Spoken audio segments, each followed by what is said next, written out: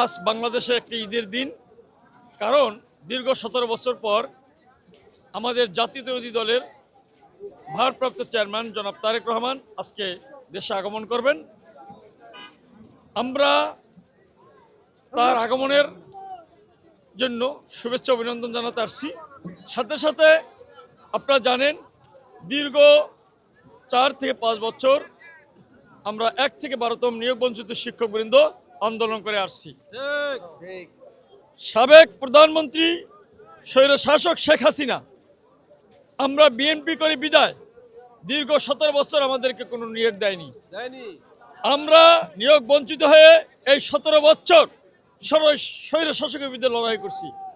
এখন আমাদের সময় এসেছে আমাদের দলের ভারপ্রাপ্ত চেয়ারম্যান জনাব তারেক রহমানের কাছে আমরা যে দীর্ঘ 17 বছর বৈষম্যের শিকার হয়েছি সেই দাবি তার সামনে তুলে ধরা। আমরা ইতিমধ্যে আমাদের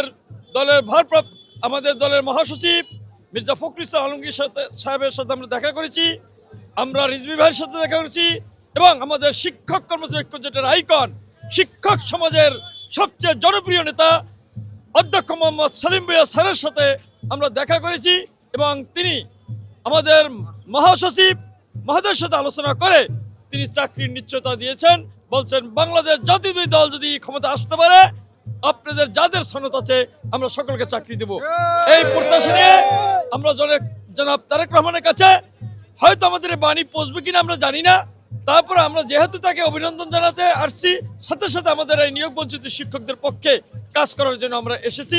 এই জন্য আপনাদের মিডিয়ার মাধ্যমে আমাদের এই দাবিটুকু যাতে সমস্ত দেশবাসী জানতে পারে এই প্রত্যাশা রাখছি। সকলকে ধন্যবাদ।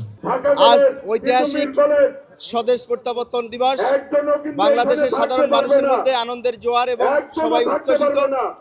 দেশ নায়ক ভারপ্রাপ্ত চেয়ারম্যান জনাব তারেক রহমানের স্বদেশ প্রত্যাবর্তন উপলক্ষে আজ আমরা 1 থেকে 12তম নিবন্ধিত নিয়োগ বঞ্চিত বৈষম্যের শিকার শিক্ষক ফোরামের পক্ষ থেকে আমরা তাকে শুভেচ্ছা স্বাগত জানাতে আসছি এবং সাথে একটি কথাই বলতে চাই, বিগত সরকারের আমলে এই শিক্ষকরা যেভাবে বঞ্চিত এবং যারা অধিকার থেকে দূরে ছিল এবং যারা চাকরি পায়নি, আমি ভারপ্রাপ্ত চেয়ারম্যানের দৃষ্টি আকর্ষণ করব, তিনি শিক্ষা বান্ধব এবং বিএনপি শিক্ষা বান্ধব একটি দল এবং আমাদের এই নিয়োগ যাতে সম্পন্ন হয় এবং এই বৈষম্যের শিকার যাতে আমরা অধিকার ফিরে পেতে পারি সেই লক্ষ্যে উনি কাজ করবেন।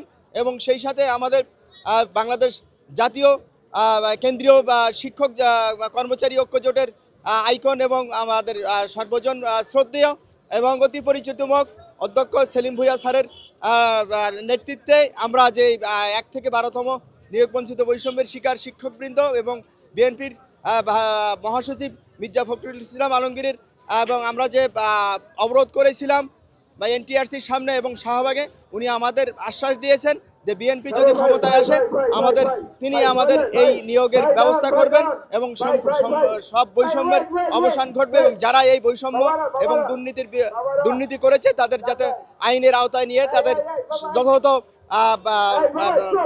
ব্যবস্থা করা হয় এবং সেই সাথে আমাদের অধিকার ফিরে পেতে পারি। সবাই মিলেমিশে গণতন্ত্রকে ফিরে আনবো তার নেতৃত্বে, ভবিষ্যৎ প্রজন্ম যেন তারেক রহমান নেতৃত্বে এগিয়ে যেতে পারে এই প্রত্যাশা।